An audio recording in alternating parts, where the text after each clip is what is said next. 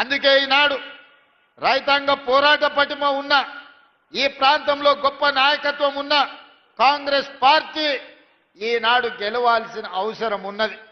ఆనాడు ఎట్లయితే doctor YS Rajasekhara Reddy గారు డి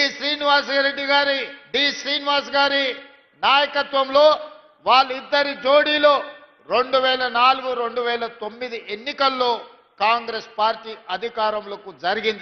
అధికారంలోకి రావడం మనం కళ్ళతో చూసినాం. అందుకే ఈనాడు ఖచ్చితంగా నేను ఈ వేదిక మీద నుంచి తెలంగాణ సమాజానికి మాట ఇవ్వదలుచుకున్నా. 2023 ఎన్నికల్లో నేను పిసిసి అధ్యక్షుడిగా, మహేష్ గౌడ్ గారు కార్యనిర్వాహక అధ్యక్షుడిగా 2023 నాడు కాంగ్రెస్ పార్టీని అధికారంలోకి తీసుకొచ్చినాం. మళ్ళీ 2029లో మహేష్ గౌడ్ గారు పిసిసి అధ్యక్షుడిగా, నేను ముఖ్యమంత్రిగా, ఆనాడు డాక్టర్ వైఎస్ రాజశేఖర రెడ్డి, ధర్మపురి శ్రీనివాస్ గారు రెండోసారి ఏ విధంగా కాంగ్రెస్ను అధికారంలోకి తీసుకొచ్చిండ్రో మళ్ళీ తెలంగాణ రాష్ట్రంలో రెండోసారి అధికారంలోకి తీసుకొచ్చే బాధ్యత తీసుకుంటాం. నేను పిసిసి అధ్యక్షుడు కాకముందు ఈడ రైతుల సమస్యల మీద నన్ను ఆహ్వానించి ఇక్కడ ఒక కార్యక్రమాన్ని ఏర్పాటు చేసింది.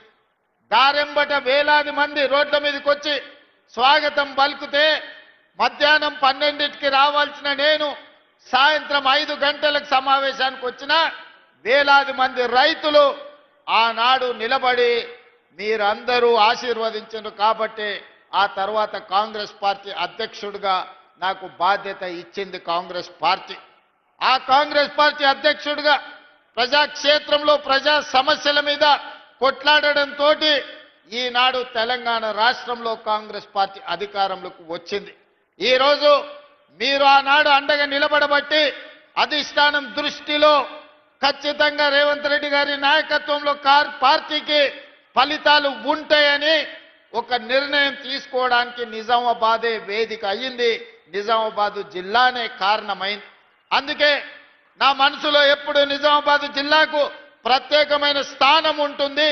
ఈ జిల్లాలో ప్రాజెక్టులను పూర్తి చేయడానికి, ఈ జిల్లాకు అదనంగా నిధులు మంజూరు చేయడానికి, ఈ జిల్లాకు రాజకీయ నేపథ్యం, రాజకీయంగా అవకాశాలు కల్పించడానికి నా శాయశక్తుల ప్రయత్నం చేస్తా. ఈ జిల్లా అభివృద్ధికి 100% సహకరిస్తా అని చెప్పి ఈ సందర్భంగా మిత్రులందరికీ తెలియజేస్తున్నా. మిత్రులారా, ఈనాడు కాంగ్రెస్ పార్టీ అధ్యక్షుడిగా మిత్రులు మహేష్ కుమార్ గౌడ్ గారు ఉన్నారు.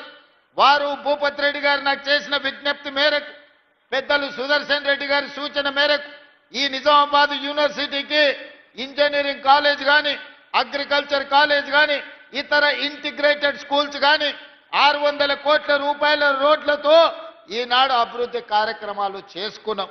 ఈరోజు పిసిసి అధ్యక్షుడు, నేను అధ్యక్షుడు అయిన తర్వాత జిల్లాకు అదనంగా నిధులు ఇవ్వాలి, జిల్లాను అభివృద్ధి చేయాలి, మీ వంతు సహకారం ఉండాలి అని మిత్రుడు మహేష్ కుమార్ గౌడ్ గారి సూచనతో ఇవాళ ఈ అభివృద్ధి కార్యక్రమాలు అన్నిటిని కూడా ముందుకు తీసుకెళ్తున్నాం.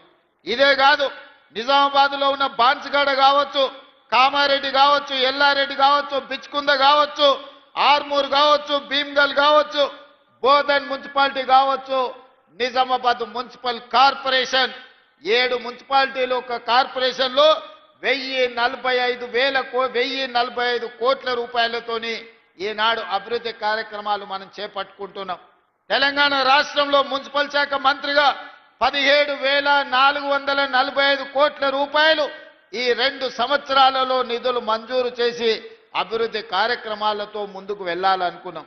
కానీ చాలా దగ్గరలో 99% రాష్ట్రంలో బీఆర్ఎస్ వాళ్ళే మున్సిపల్లో కౌన్సిలర్లు, కార్పొరేటర్లు, చైర్మన్లు, మేయర్లుగా ఉండడంతో మనం నిధులు ఇచ్చినా అభివృద్ధి కార్యక్రమాలు ముందుకు సాగలేదు.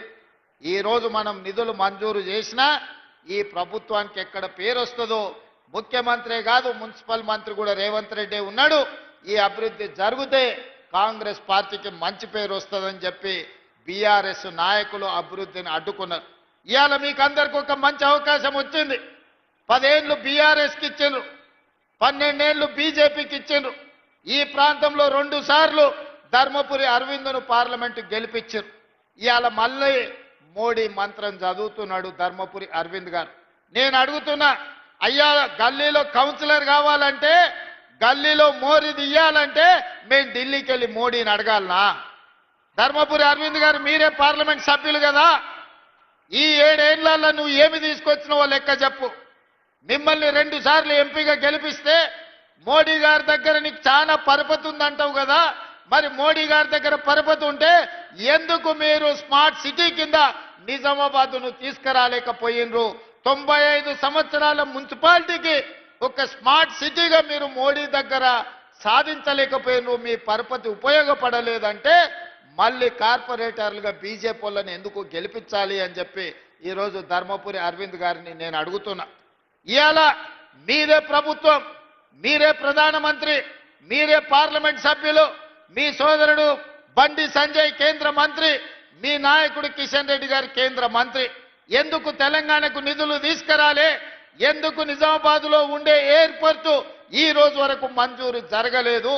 ఇవాళ హైదరాబాద్లో మెట్రో విస్తరణకు ₹1 తీసుకురాలేదు. మూసి ప్రక్షాళనకు మీ 10 పైసలు తీసుకురాలే. రీజనల్ రింగ్ రోడ్డు గురించి చర్చనే లేదు.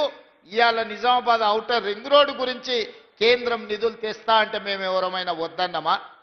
ఏమి తీసుకొచ్చిండ్రని, ఏమి ఇచ్చిండ్రని, ఏమి తెచ్చిండ్రని ఇవాళ మీరు ఓట్లు అడుగుతున్నారు, ఇవాళ ప్రజల దగ్గరకు వస్తున్నారని నేను అడగదలుచుకున్న ధర్మపురి అరవింద్ గారిని. ఇవాళ మీ వల్ల ఏమి ప్రయోజనం లేదు. 3 సార్లు మోడీ ప్రధానమంత్రి అయినా నిజామాబాద్ స్మార్ట్ సిటీ కాలేదు అని అంటే మీకు ఇచ్చే ఉద్దేశమే లేదు. నిజామాబాద్ ప్రజల ఓట్లు కావాలి కానీ నిజామాబాద్ అభివృద్ధికి నిధులు తెచ్చే ఉద్దేశమే మీకు లేదు.